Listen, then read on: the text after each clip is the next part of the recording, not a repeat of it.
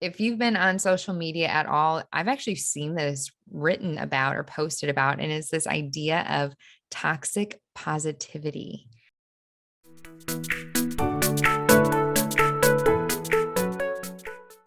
which we see this like coming up a lot. We see it being talked about in really just like regular day life, like this like toxic positivity.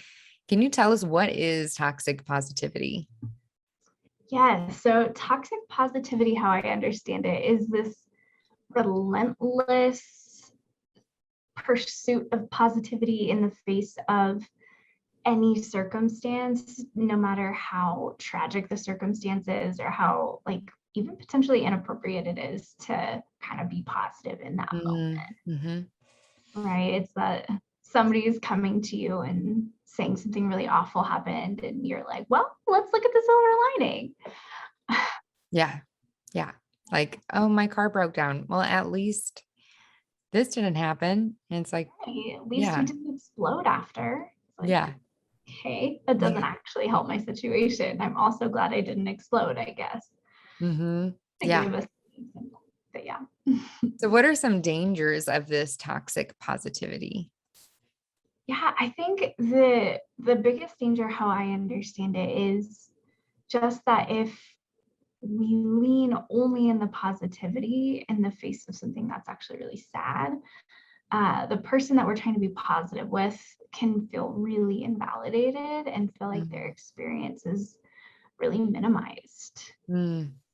I think although positivity is like in and of itself a really good thing, there's a sense, like I used the word before, it just doesn't feel appropriate sometimes to be only positive all the time, Sure. right?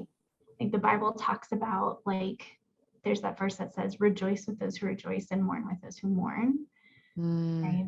What toxic positivity does is it tries to make the mourner rejoice. mm. And that's just not always what's going to be helpful, right? People need to not feel alone in whatever emotion that they're in. So good. So how should we respond like when we experience this, particularly from someone else? Yeah, I think that's a great question. I think what comes to mind for me is kind of just the healthy boundary setting in relationships, right? And being able to express needs. So if you are going through something really hard and you have that friend that's trying to be like, just cheer up, it'll be fine.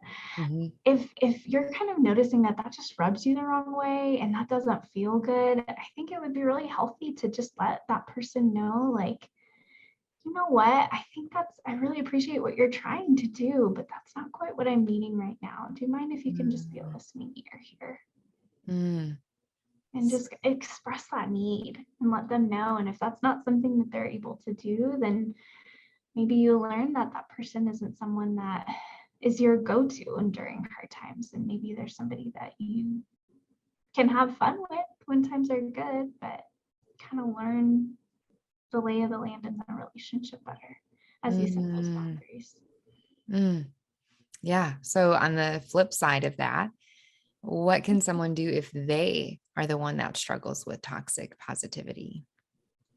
Yeah, well, for that person, I want to just affirm, like, their heart in that, of just like how much they really desire goodness for themselves and for the people around them. Mm, And I would maybe also encourage them to kind of do some soul searching and figure out what's happening inside them that makes it really hard for them to be in those negative emotions, sure. right? And maybe give themselves a little bit of permission to kind of say, when things are hard, things are hard. Mm, When this thing kind of feels really icky and sucks, like, it feels icky and it sucks. mm. It's okay Yeah. to kind of acknowledge the reality of that, and practice acknowledging the reality of that. It doesn't mean that you're wallowing there. It doesn't mean that you're stuck there, right? It just means that you're kind of letting the truth be the truth in that moment. Mm, And that doesn't mean we're disregarding the strength that you have being able to be so positive. That's a strength. That's a good thing. It's just mhm. knowing when to use it.